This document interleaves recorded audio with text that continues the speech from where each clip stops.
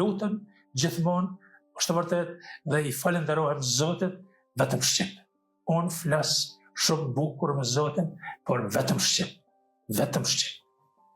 Bile e kam bërë dhe një film dokumentar, herën tash para 2-3 jave, ja kam kushtuar një nënë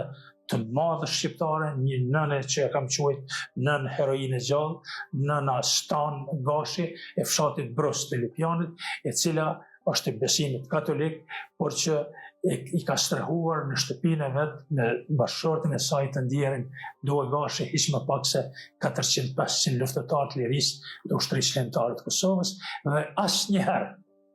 për një vit rresht, që ju ka dhanë me hangër e me pi, që i ka laj ka shpërla, që i ka trajtu dhe të plagosur,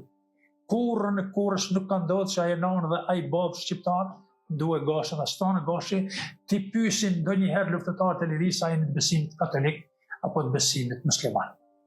Sepse kurrën e kurrës fet nuk e kanë përçarë këtë kom. Por bile